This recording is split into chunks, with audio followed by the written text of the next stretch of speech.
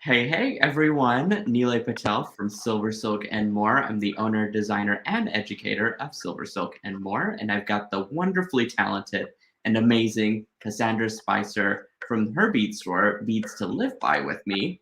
And Cassandra, I am elated that you could join me and our friends out here in the virtual bead world for a night of just kicking it back and doing some beading, learning something new, doing something fun and interesting with SilverSilk that I've never seen. And I just want to introduce you to everyone because everyone must know you. And so I think if you could just do a quick intro about yourself, where people can find you, and what our project is going to be for tonight, that would give me a few seconds here to hop online and share this video with our friends. Awesome. I already was alerted that you're live on my tablet, so that's a good start, right? Hopefully they missed all of the front end or the back end talk that we were just doing. the behind the scenes business. Well, the behind the scenes, the green room talk. Yes. Thank you so much for having me tonight. I will try to be very brief with who I am and how I've gotten into beading. I have been beading since about 2003 and simultaneously working in the industry. I hadn't really beaded much before and was hired at a local bead store for part-time help, and then the rest of it's history. And eventually my husband and I opened our own business back in 2013. And we've been in this same location in downtown Jackson, Michigan for almost 9 years now. And just within the last year and a half, as you can imagine, kind of was necessitated by the global pandemic that we're all experiencing still. We got a little bit more into the online side of things and have are continuing to build our website and our Etsy shop, which are both places you can find us. It's all of our handles and our website name are just our business name, Beads to Live By, all strung together. So beadstoliveby.com, or on Etsy, it's Beads to Live By. And I know, for me, even searching Etsy can be kind of challenging at times. So I think when you drop it down, here we go. Yeah. I got you covered. You're so good. Okay. I'm like, I don't know what to do without access to any part of typing and commenting. So thank you for that. But I don't think I have everything linked up through our website yet, but on our Facebook page, we regularly post links and stuff too. So obviously if somebody had trouble finding anything they were looking for, they could just shoot me a message on the website or Facebook, and I'd be happy to answer questions that way too. But that is the shortest possible version of my beading history and present day circumstances. So you've been doing a lot of beading for a long time. What is your favorite thing, your favorite technique or style to do with beading? Ooh, I probably design the most with seed bead weaving, and I was a Starman trendsetter for 3 years. So I work a lot with the multi-hole and shaped beads. That's something that I had already really become interested in before I was working with their team. But then obviously getting lots of extra beads to play with and having kind of the task of, I think you and I were chatting earlier about when you've got parameters and kind of more narrow things that you need to work within. It's like a design challenge, but it also kind of helps propel me to work more diligently. And the same thing with this project a couple weeks ago when we were like, oh, maybe we could do this in 2 weeks, and it just all kind of flowed out as we hope it will with the creative process. But I actually was an art major in college for the first 2 years of school. And I really do think having to work within deadlines and learning about myself and my creative process in that way helped me to be able to hone some of my skills for the business side of things too. So. And you even studied graphic design for a period of time too, didn't you? That was my intended major before I sold my soul and went to the business department. Dang. Because I looked around me and I thought, I could spend the rest of my life sitting in a studio just doing, fun art stuff. And I was really feeling like I was developing a lot of good skills there, but it felt like there was something specifically missing. And I felt a little lonely, to be honest. I think sometimes studio artwork can be kind of isolating, and I was just feeling a little bit of that.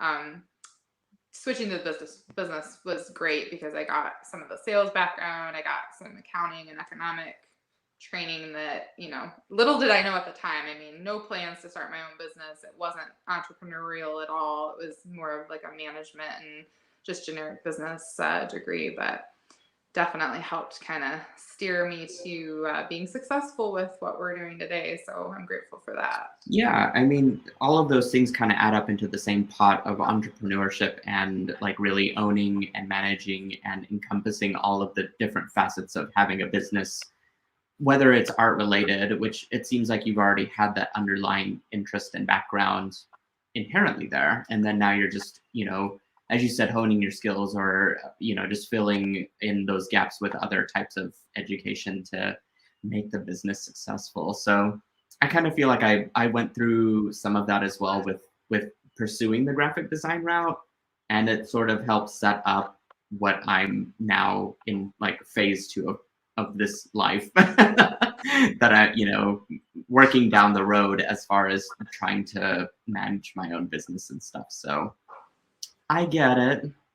Definitely. Oh, we have some friends here. So I'm gonna name off some names real quick and say hellos. Miss Gail Lauder, we got Janice, we got Anne, Miss Shirley Featherstone is here, Teresa and Gretchen. Always lovely to see you ladies. Julie Peterson is here as well.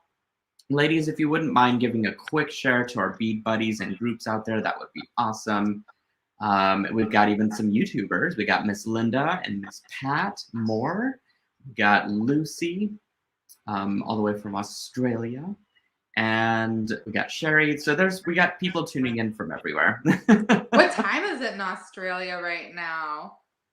They are 5 hours behind. So I want to say it's either 12 or 1. I was imagining it was like the middle of the night or Oh, morning. no, wait. I get that wrong. I think I've got that wrong. I'm thinking about Hawaii, not Australia. I was like, Australia. One island's just a little bigger than the other. No, I lied to everyone. I should be the last person that's like ever going to like figure out time differences. Oh, I'm horrible. It's not a thing. We literally live 3.5 hours from Chicago. I do a lot of business there. And every time I go to like try to figure out what time it is there versus here, I have to like Google it or something. It's just horrible.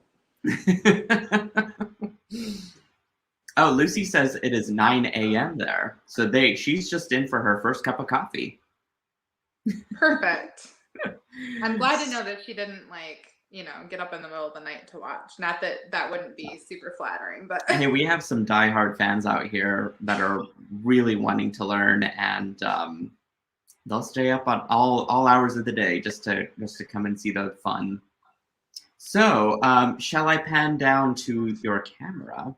Yes. And you can kind of tell us what you're gonna do some magic to SilverSilk. I have to pivot my super high-tech setup over here. I've got like my little iPad on top of my little cardboard box that was just the right height.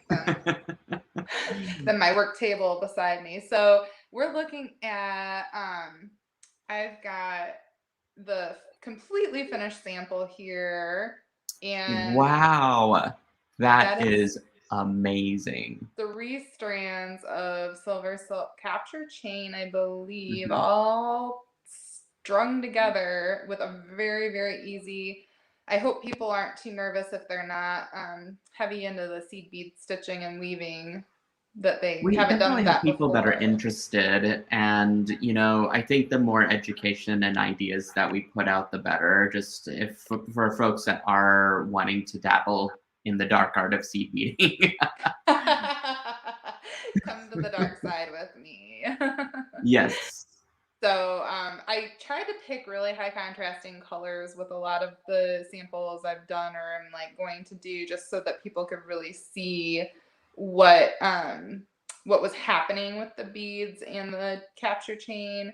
And I will tell you guys, like, I mean, if you look along the edge carefully now, there's a lot of variation in how my seed beads are sitting, and I'll talk about how you can avoid that. But I want you to know that part of the reason I left mine that way is because I was working really quickly. And also, I want everyone to know it's okay to be more organic. Just because it's seed bead weaving doesn't mean you have to be really, really particular and fussy with how things are laying and arranging, especially with a project like this. I want it to be a good intro for people. So,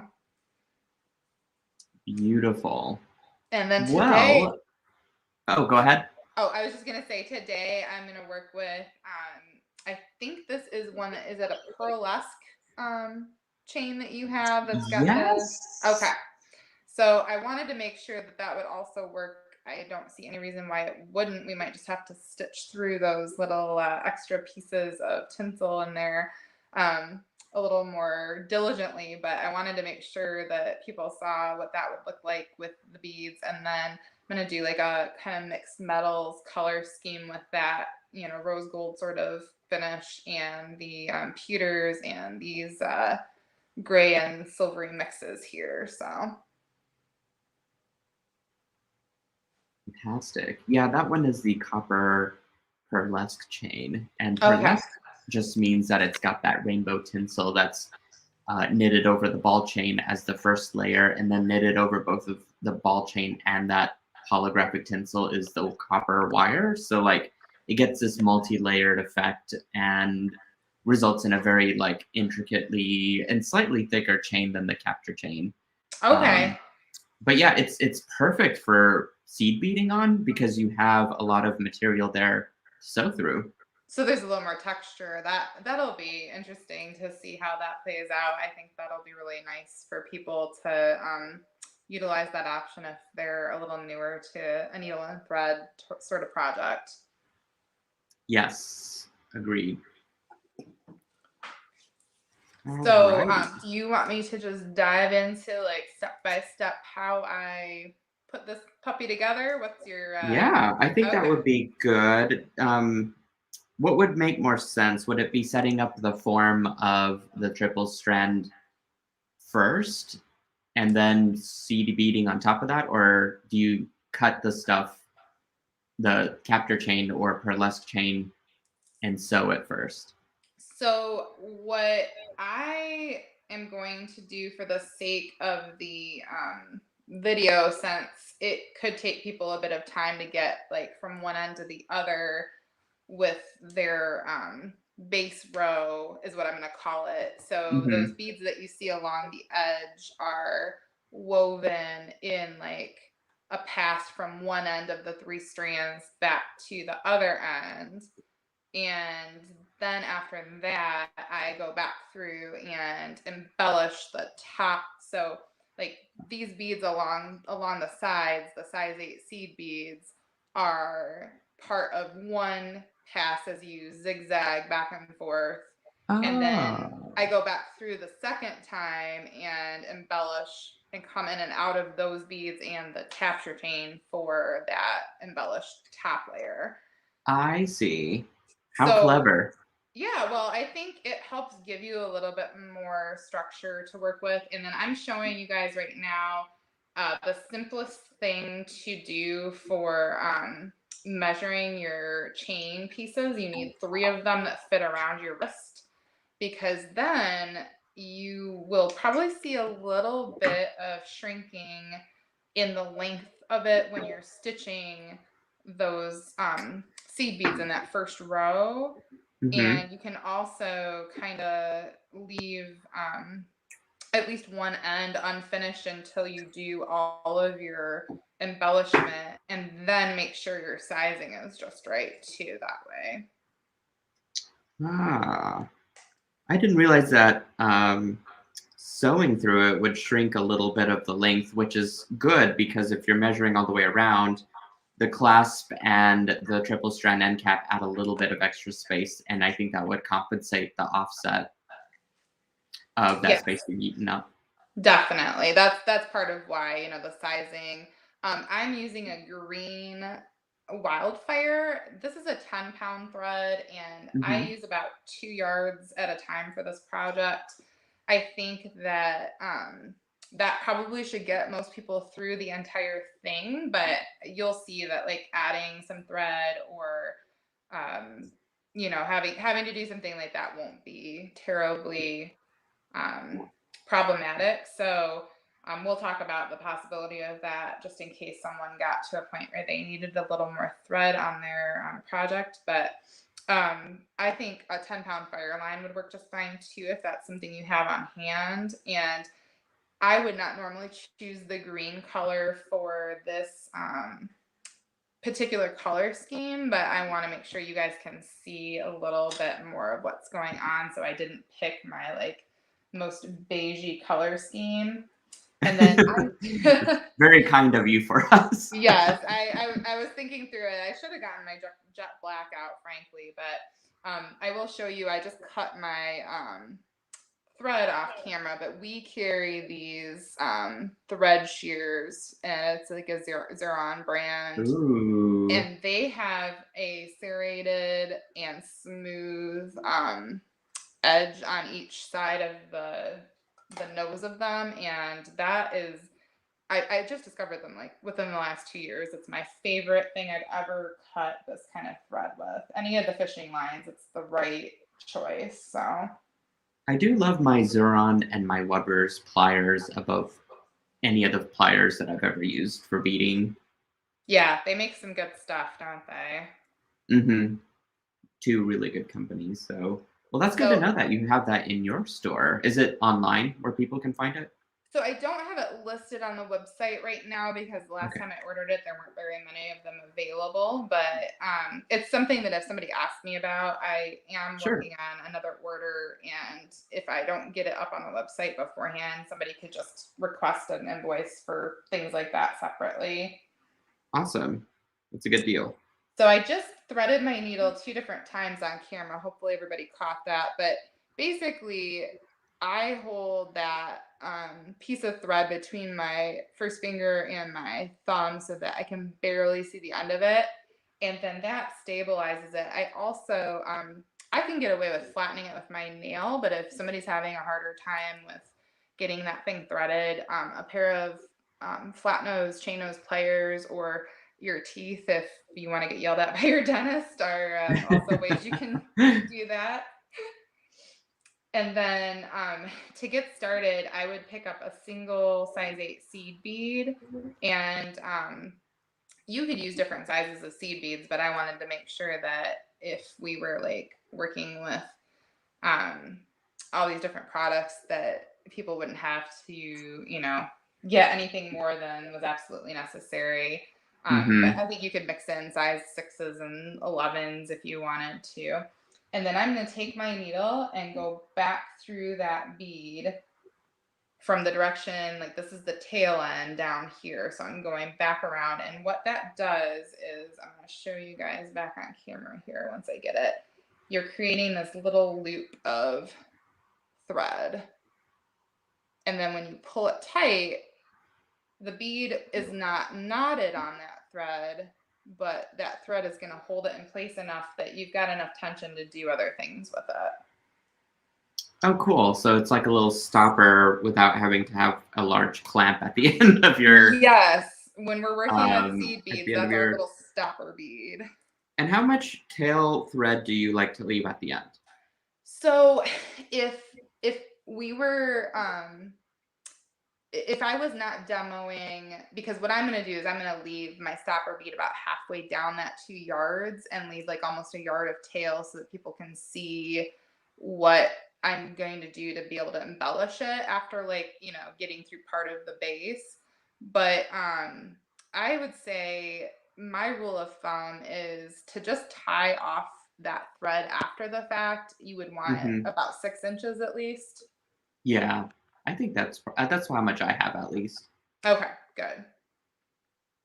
And then the other thing is I'm not necessarily going to clamp the end of my silver silk first, but I think that for most people it would be easier if they did go ahead and put that triple strand clasp on the end first, because I think that would give you something to hold on to more so than those 3 wobbly strands. Let me demonstrate that real quick. Awesome. And I was hoping you would offer to, because I'm not great at it. I got you covered.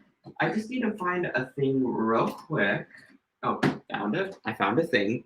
Okay. So let's go back to my table over here. So I am using Storm, which is just a capture chain. It's not the burlesque chain that Cassandra is using. But what I do is I kind of just adjust everything to be all level at the very top. Sometimes you have these little extra wire pieces that are kind of sticking out and or loose here on the capture chain. And I do what I like to call conditioning the chain, which means getting it ready to be crimped. And that means also removing these little wire shards that come out. I call them wire fuzzies. I don't know. I feel like sweater fuzzies and, you know, wire fuzzies kind of resemble the same thing almost. But one's more pricklier than the other, I think. But I just like to get rid of those because they get in the way of crimping. And the last thing that you want is something that's like sticking out that you could stab yourself with, right? Or Yeah, that it just like misses the channel of the triple strand end cap completely. So I just get those out of the way. But the trick with the triple strand end caps, because you have to align all of those chains at once, is I like to use a piece of wire. This was a thing that I was looking for. Oh, man. And then I just go 2 beads, or even maybe sometimes 3 beads, which I'll do 3, below from where I cut it. That's so smart. Yeah, it took me like a while to figure out this trick, and then I finally I was like, oh, I need to tell this to everyone. Seriously. So it keeps all of my chains now aligned, and I can work pretty freely to, you know, do what I need to for the end cap. And I like to also open it up a little bit more. So I just use a pair of, you know, Xuron pliers because it's got a very tapered end. Or you could even just use your standard, let's see if I've got any. Yep. Your standard chain nose pliers to open it. And you just kind of press out to open it up a few extra millimeters. And it makes a world of difference for crimping. Definitely. So That you part just... I had figured out. Yeah. But you just slide it in, and then you grab some wide nose pliers. I dipped mine in Tool Magic so that I can protect the end there, and then I just crimp it. No, and you don't need anything else to make it happen. And boom. That wire trick is a game changer. Yeah. Just have some 20 gauge wire set aside, and it comes in handy for all kinds of things. So I guess now I'm ready to sew, which means I'm going to pan back over to you. Okay, awesome. Yes. You did the hard part as far as I'm concerned.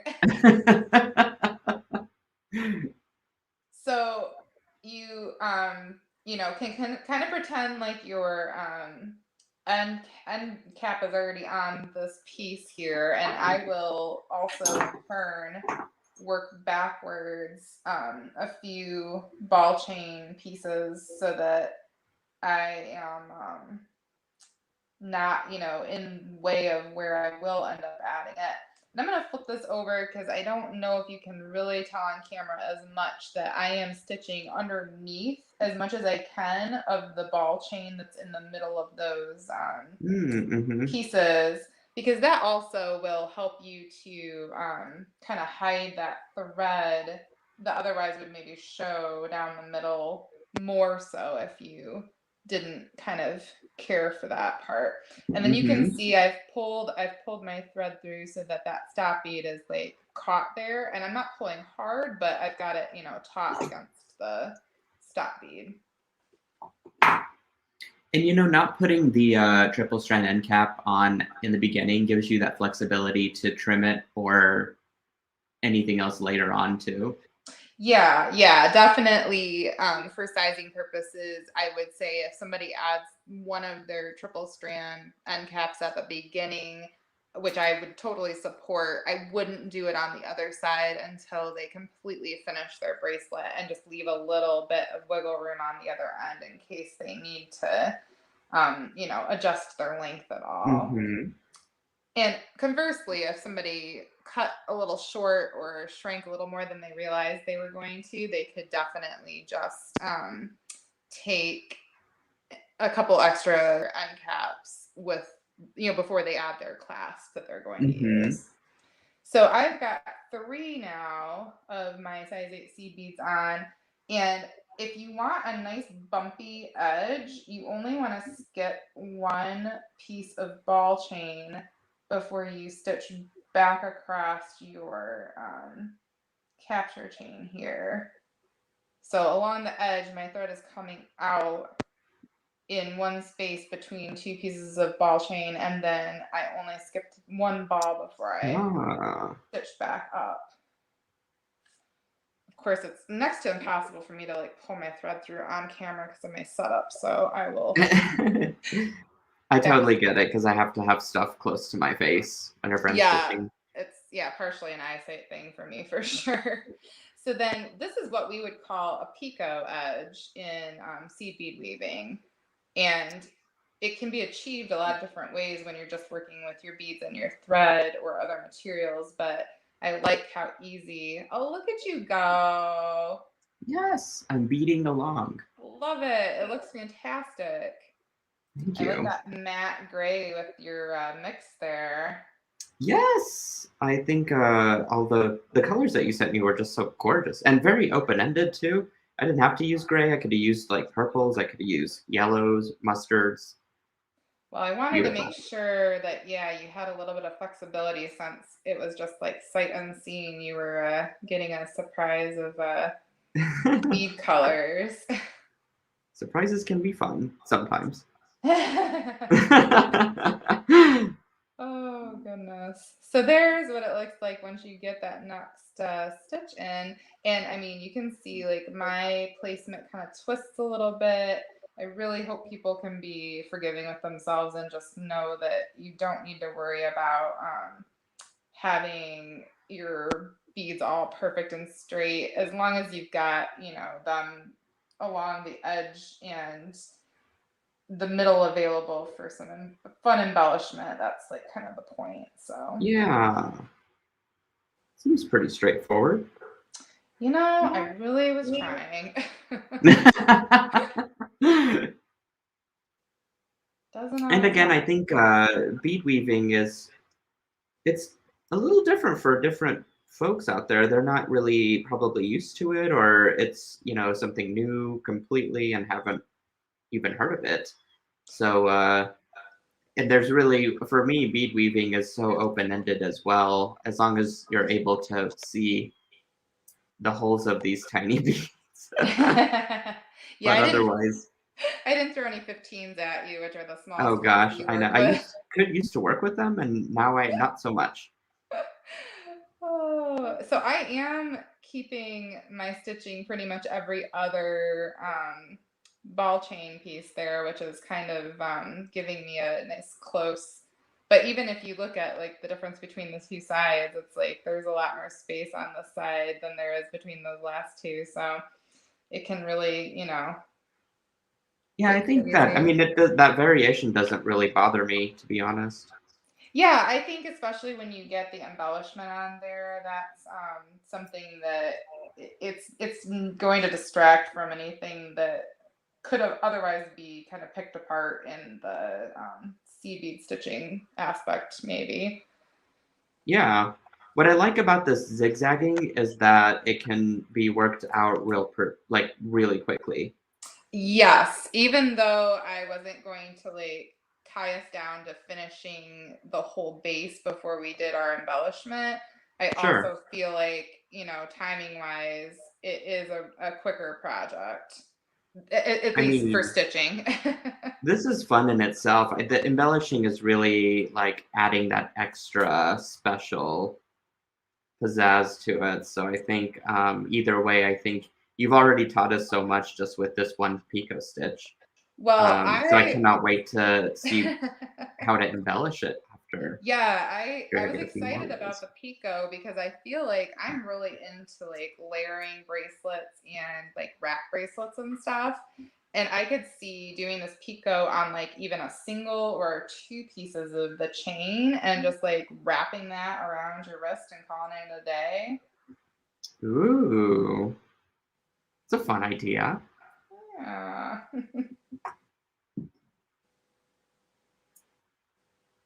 Oh, what size needle do you prefer to use, Cassandra? That totally popped into my head. I appreciate you reminding me about that. I usually work with a size 12, which is way too small and unnecessary for this type of work. I would say an 11 would be probably best, but people, for the sake of being able to thread it more easily, could even get away with a size 10. Oh, okay. I think that's what this is, because this Okay. one feels pretty thick. Yeah, it does look like it's a little bit thicker. So you'll have to just let us know if you run into any trouble getting like back through some of the Czech glass. But the seed beads I know that we're working with are big enough for that size needle in the single pass that we're doing through them. We're not, going back and forth through them over and over again. So Gotcha. So far, so good. I anticipate that the Czech glass should be okay. It looks like it would be. So I'll keep my fingers crossed. I'll keep you apprised on the happenings behind the scenes here. yeah, I would say in these mixes, most of what I've seen shouldn't be a problem with a size 10 needle, but you just never know. Like there's so much variation. Every once in a while you run into like some stubborn little bead that doesn't want to play nice with everything else you're working with. Right, right. And then you just let me know when you think the embellishment would be helpful to show, because I mean, I'm like already a third of the way through this set of strands here. Well, I'm trying to see if let me see if any silkies out there. Just keep going. Okay. And let's see if there's any questions. Questions? Perfect. So Christine says, I didn't notice that variation in the two samples. So I'm not really sure what variation that might be, Christine, but we'll come back to that. Pat is asking over from YouTube, so are you going over the ball chain each time? You're just really kind of going in between it for each. Yeah, so my goal is to go, in theory, underneath of the ball chain, but through the capture chain. So what happens is you kind of can wiggle your needle, underneath as you like work through. But if you're using a good kind of matching thread color, I don't even think that part of it is as big of a deal. You would just notice if I was using black thread right now and wasn't paying attention to the like where my needle and ball chain were playing with one another, it would show a little bit if you like look directly at the top layer of the bracelet. Oh yeah. And I've kind of been working, what I've been doing is I've kind of just, whenever I string my needle through, I kind of go between those gaps that are between the ball chain even. But right. Yeah, I think what you're saying is like to go below where the connection is.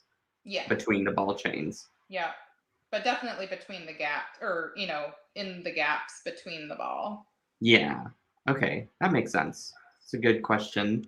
From Pat. Back to your camera. So, do you mix your own Czech mixes? So, yes, these mixes that I have linked with some of these posts, and we can definitely share a link again at some point, are in our Etsy shop, and they are all custom mixes that there's only, so many of them, and then they're gone. Wow. That's pretty awesome. And actually, yeah, I posted over on YouTube all the links where you can get the different Czech mixes, the seed beads that we're using tonight, and the chain and the end caps as well. Although I think I said a single strand end cap, which I really meant triple, so I need to go back and check my description. But if you're over on YouTube, you can check out the video description. And if you're not on YouTube, this will be recorded as part of the SilverSilk YouTube tutorial library, and you can refer back to it time and time again and check out the video description for all of the details. Fantastic. And then even don't despair if anyone comes back later on in time and doesn't see a certain mix available. I've been regularly making new mixes, so it will continue to happen. I think that for me is like probably one of the most fun things that you could possibly do in the bead world is to like create this color palette that you can use practically for anything. Yeah, my Well, I should say friend, color, not only color palette, but texture palette and yeah, different yeah. size beads and stuff. Because yeah, you're working with so the warehouse that I work with, they have like several large rows of just hundreds of bins of different colors, and all the colors are relatively like grouped together. So all the blacks, and then it moves into gray and crystal and white, Wow. and like the rest of the rainbow. And then I walk around and like scoop out a scoop of the one kind of bead that I think I want to use and pour it into my other bin that's empty. And honestly, the first couple of times I was kind of a little anxious about it, because once you start throwing all those beads together, you can't just undo that. That's true. It's a done deal by that point, unless you really want to go back and start to individually take each one out. And I feel like none of us are that OCD. Yeah, I have pulled out some bigger ones before, like a few, to just like even out the level of like how many of them were in there. But generally Mhm. speaking, yeah, if it goes into the bin, it's all over.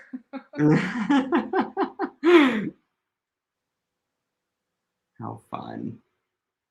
So I think I've done maybe 3 batches this summer, and the first one sold out so fast that was what necessitated going back and doing some more real quickly there.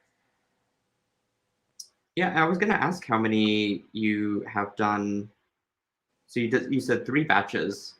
So this last batch, I think I have 7 or 8 different colors, Oh, cool. Okay. or different mixes rather. And I can't remember the first 2. I think I did less the very first time. I maybe just did like 3 different colors because I was super nervous about it. Do you kind of pick the colors like based on a season, or is it more like what you're just feeling for the time? I definitely was concentrating on more seasonal aspects. This group has a lot of like, grays and cool tones, and is very different than like the one I did at the beginning of the summer or late spring was like ridiculous bright. Like I think I called the one carnival ride or something because it looked like cotton candy to me. That's awesome.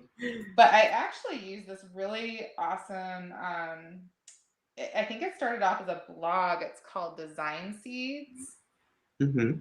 And they take images, like just regular photographs of, for instance, like a table arrangement of flowers or something. And then they take part of the image and block out the colors. They'll like show the 6 different main colors that are in that photograph that make it Well, that's pleasing and handy. beautiful. Hmm.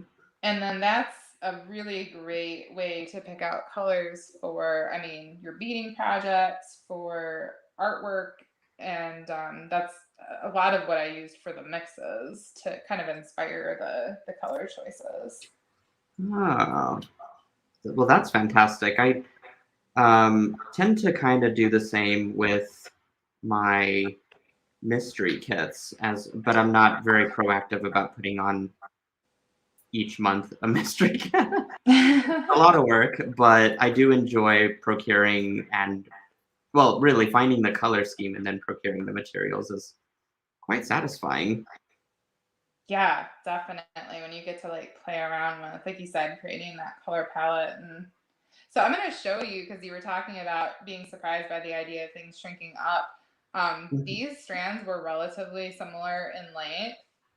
And because of like how I hold my tension, that one strand has like shrunk up so much. Oh, wow. Which That's is totally, definitely good to have a little extra. yeah, yeah. Because by the time you get those triple strand end caps on there and some jump rings and your clasp, like you'll make up that difference easily. But it is pretty appalling how. Yeah, let me pan over to mine and I'll show you. It's the same thing happened to me. One of them Yeah. shrank up just a little bit than the others, but I don't know. This went by so quickly. Like I thought it would take a long time, but it really, I think between the big beads and just working through the chain as a zigzag, Mm-hmm. you are super smart, Cassandra. I think this is Well, addicting. I didn't want to scare off all the silkies with my crazy seed bead weaving. Are you kidding? I think we are hungry for more. Awesome. I will keep thinking of new and interesting ideas. I absolutely loved what Danielle did with the brick stitch. That's one of my favorite stitches. Yes. And yet another way to just use seed beads in a fun design. And it's completely different from yours, but it equally, I think, easy to learn. And she's a wonderful instructor, just like you are. So I think it worked out either way. I would say that none of my picot really ended up as even as I would want, but I actually don't care because it's just a texture Yeah, that I think, complements the organic nature yeah, of the knitted wire. if you treat it as a texture element and remember that when we get those embellishments on there, it's really going to like play up the Mm-hmm. top as much or more than the sides. Nobody will. So the joke around here is if anybody's close enough to you to see your mistakes in your jewelry, you should smack them. Or anything that you perceive as a mistake. I like that. I think I can get on board with that. I'm a big personal bubble person, even, pre-pandemic. Oh, look at that. I tried to add just two. That's cute. So if you do something like that and you actually stitch through your chain, you want to pull your needle straight off your thread. I did that on purpose so I could tell you guys about Oh yeah, that. yeah, yeah. Whenever, because I had one stitched incorrectly and I had to go backwards and Yep. get it off. I would pull your needle straight off your thread and then pull that thread back out that way, because if you stitch back through at all and start catching little pieces of tinsel or wire, you're gonna really hate your life a little bit more than if you just take your needle off. So I pulled out my extra little because I feel like I got the basis of my bracelet pretty much Pretty stitched much done. together. Yeah. So I can get to the fun embellishing here in a second. Yeah, and Um, I will actually do the same thing and just start from the beginning with my extra long tails that I can show you guys. I would say for people that get through that base and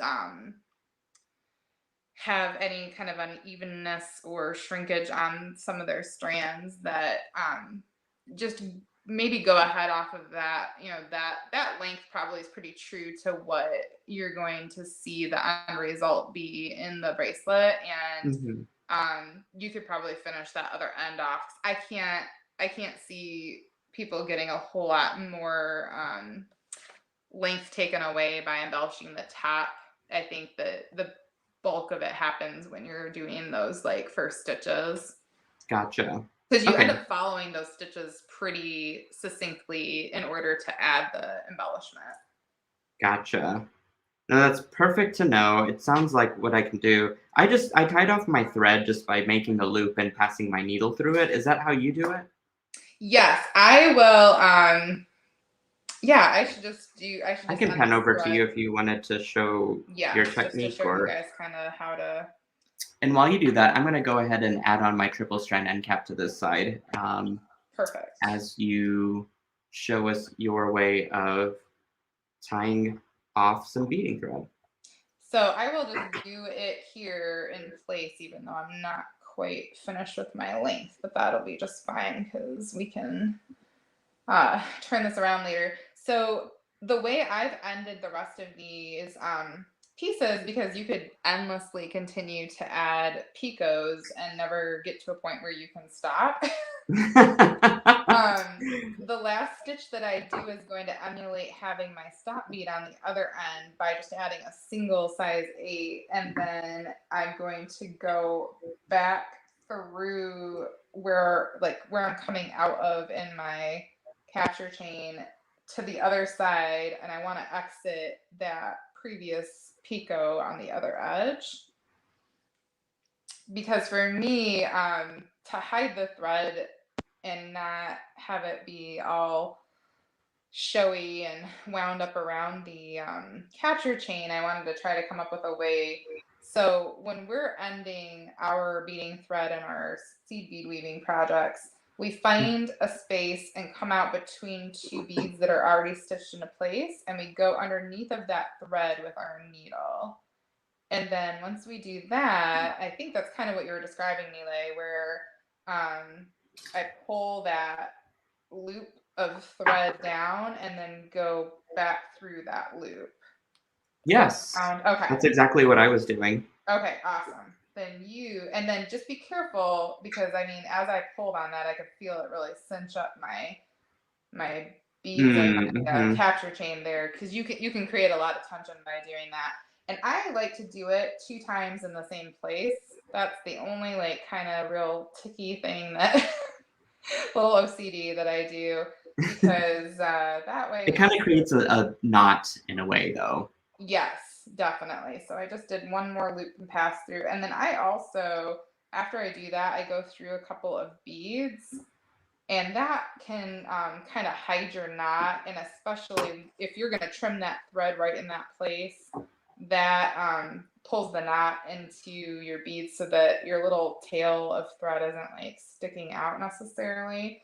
But that pair of scissors or thread cutters that I showed you guys is, you know, really good to just like get right down in there. Of course, on camera it's not quite as easy, but ta-da! Well, that's easy enough. Sheila says, so fun to watch 2 of you together live. Bead mom here. So I don't know if you knew that, Nila, but that's my mother in real life, Sheila. Aww. Oh, hi, Sheila. It's nice to meet you. She sounds like a sweetie. She is a super sweet human being. I am lucky to be someone who is an adult and gets to spend lots of time with my mother. She does a lot of designing here at the store and teaches and helps out in lots of other ways too, as well as like just being my like emotional support human. So we all need some of those, right? I have actually my parents help me out with packaging and stuff on occasion. Whenever I bring stuff over, so I know I feel the love. So I'm over here like furiously searching. I'm just gonna need to pull out another needle because I have lost. Oh yeah, I'm needle. Like I can pen over to. So I added the end cap back to mine. And one thing to note is whenever you're doing the end caps, just make sure that they're both face up with the logo, and that one's not over like this. Just a little attention to detail. But really, like I got this little Czech mix, and I was just like, oh, just want to play in it. It's gonna look so good with the chain and the seed beads that you chose. I love your choices. I should have sent you some seed beads. I just did not even. I think I didn't want to like pigeonhole you into like, oh, you can only use these beads together. Oh yeah. Oh, I love these little spikes. That's cool. Yeah, so we'll talk about how to work with those in a project like this, because I've got a couple different kinds of like what we would call top drilled, or you know, kind of sometimes problematic beads to embellish with, but with the nice like wide base of the SilverSilk capture chain or the pearlescent chain, I think just like creates this blanket for the beads to lay down on. Oh, cool. Okay. Yeah, there's so many different ones in here. And guys, I apologize for my atrocious looking nails. I was working with epoxy clay today, and I was finishing up some designs, the last of my designs for the the New Year's workshop that I'll be teaching here coming up. at the end of the year, and I finally got all 5 projects done, and I'm very happy with the collection, and I cannot wait to start getting the photos together and putting that info out. The workshop is already over halfway sold out, and Ah. people, I guess, were that trusting of my projects. But I've got some surprises under my sleeve that I'm so excited about. I can't wait to see what you do. That's gonna be awesome. I love and admire that you are willing to give up part of your New Year's Eve to have some beading fun. Yes, I must. So I'm back at, whether it's your start end or your tail end, you've got that single bead that I just pulled that thread back out of my stop bead if you're at the start end. So you can use that to do like this little cheat of a turnaround and just weave. What I have been doing is coming out and not going all the way across to my seed beads, but coming right up through the top of the capture chain when I'm ready to do that embellishment. And then you can add whatever bead your heart desires. I'm gonna have to, man, I haven't even thought about what I'm doing. Oh, look at these little flowers. Oh, this is super cute. This little like baby flower here. Oh, So that is cute. I love that. one option with this embellishment is you would have a bead like this where you want the face of it to sit up like that. So I put that on, and then I put one seed bead on, and then I go back through the part of the bead that I want to have face up. And you can leave like some slack there, and you kind of want to stay where you originally exited the capture chain, to an extent, and then stitch back through it. And you want to end up, and I'm gonna like do this and then show you guys. You want to end up coming across to where one of your little picots is, because that's how you're going to weave back out and get to a different place for your next embellishment. So I'm going to pull that all down, and you just keep pulling until all of your thread disappears, and you just make sure that you're not, using too much tension to where you're like buckling any of your previous stitching or your capture chain, if that makes sense. Yeah, and it sounds like it also reinforces the structure of this whole thing, and that you're not just adding beads that could, kind of get loose or fall off later. Exactly. We I like a nice appreciate that. sturdy bead. Yeah, then, sturdy is the operative word here. so then I'm just going to continue through that picot, and I do think about, so like this bead is on this side of the bracelet, so when I come back through the capture chain, I'm going to exit on this side of the bracelet to create like a little bit of balance in how I like lay the beads out. But again, if you're not in that place where you're ready to think about those things, please don't. And I'm going to get one of these big puppies here and show you with the flatter shapes. Oh, that's just what I picked up. That would be lovely to know. We're like on the same page. Yes. So if you add a bead like this, then I like to pull it all the way down to the capture chain and kind of place it how I want it to sit. And then I go underneath the hole that I am exiting on that. And that's how I decide where to go through in the capture chain. And then everything's going to fall loose. And when we pull it down, your thread, especially if you're using like a nice camouflagey color, will just disappear into your work. I see. See your secretive ways. Here, I'll pen over to mine so you guys can see what I'm working on. Definitely. Oh, look at your colors. I know, I'm pretty excited about this. I'm just excited to have a finished project also. Those mustard swirly ones are so good with the blues and grays. Yes. So I think it's kind of like this is kind of choose your own journey too, because really you could end up anywhere on the top end and kind of just stitch next to where you are and then go into the picot next to it. Absolutely. And the little stopper bead technique you can use with any shape or size. I tend to use flatter beads or smaller beads, or the ones your mix has that. Um, what shape would I describe it as? It looks kind of like a spinning pin that somebody would like Oh yeah, play like with. this little Yeah. top. Yeah. So yeah, like a Almost. spinning top. So um, a bead like that is going to be really hard to add in any other way where the thread wouldn't show a lot or the bead wouldn't bump up in an odd way. But putting that little stopper bead on it allows you to just kind of like plop it on there. Yeah, I like that versatility and really I could just add any texture that I want without having to worry about it. Definitely. It's a lot more forgiving than the average project that I work on or teach around here. No, thanks to the capture chain, it makes life a lot less stressful for doing something like this. If I was working with all beads, there would be so many more rules to follow. Yeah, I mean, essentially, you've created a fabric with the capture chain, and you can embellish however you want on top of that. And it, You, because of that ball chain structure, it adds that stability and sturdiness that a bracelet needs. Uh, definitely.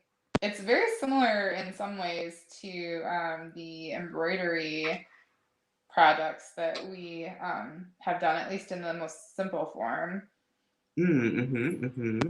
because you've got that kind of fabric-y base there. It's Yeah.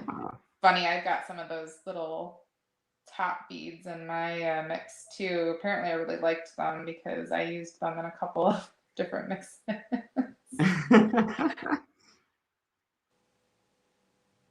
Yeah, you're gonna have like a totally finished project by the end of this, aren't you? Well, I don't know if I'll end up finishing while we're on camera because we got only a few minutes here left. But because I'm halfway done, I feel fairly committed to finish to finishing this. It's like you have to I now. know. I feel like all of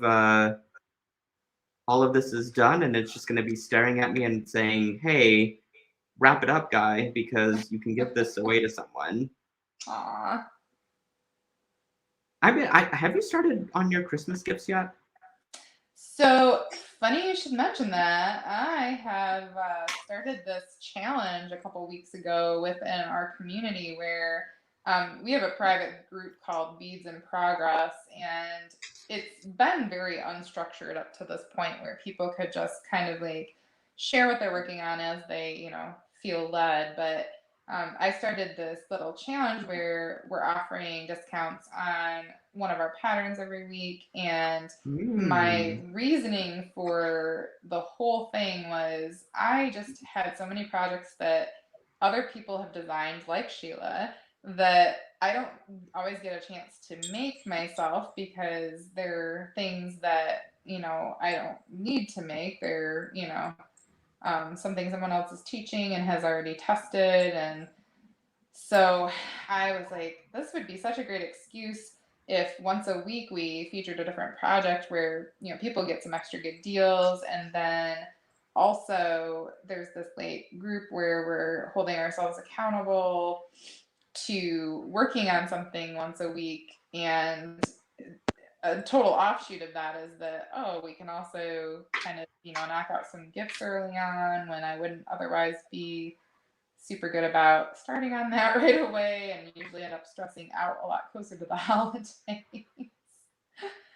That's a So fun. So it's called what's the group called again? the group is associated with our Facebook page, and it's called Beads in Progress. Beads in Progress, folks. Go join it. Sounds like a fun group where people can post a lot of stuff because I know we all have either unfinished or work in progress or won a challenge to work on. So sounds like I'll be hitting it up myself. Maybe you could share the bracelet that you made tonight. Yes, I need to finish it, but I think overall I am very happy with this. I'm gonna pan back over to you. I was gonna say I'm gonna show you guys one more. It doesn't really take much explanation, but where you add a bead on each end of another bead, you can also make that addition, and then the stop bead style works really well if you have any of these like little top drilled leaves like this, where they are gonna flip around, but then you can at least still use those pieces in your work without having to like sacrifice one of those beautiful little beads. So those are a couple of other Absolutely. techniques you can use for your embellishments while you're picking through those bead mixes. Perfect. Well, Anybody? I can't wait to finish up this bracelet. I think just everything that you've taught us and have provided inspiration and stuff for, it's just incredible. And I'm just delighted that you could take some time out. While I'm like yammering on here, I'm trying to figure out how to get us on. It's okay. I'm like, I have no idea what everybody's seeing right now anyways, so it's totally fine. I got us on, yay.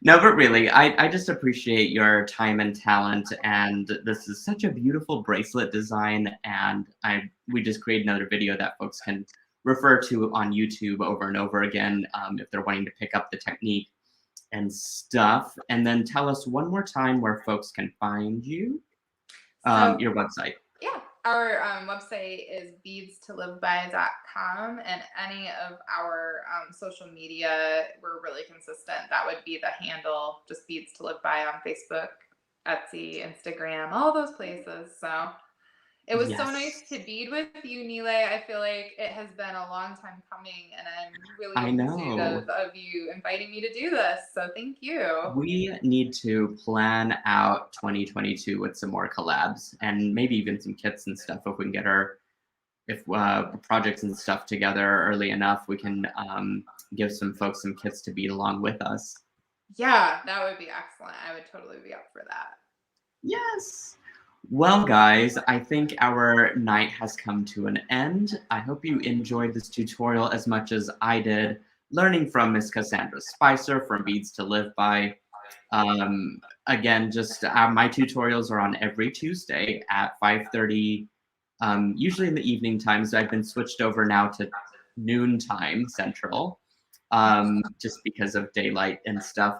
It kind of gets really dark here in Oklahoma now that, we're into the winter hours and stuff, so I gotta find the most optimal time to do it. Otherwise, you could find me on Instagram and come follow me there. So, guys, we hope you are inspired. We'll give this technique a try, and we'll just see you at the next tutorial. Bye.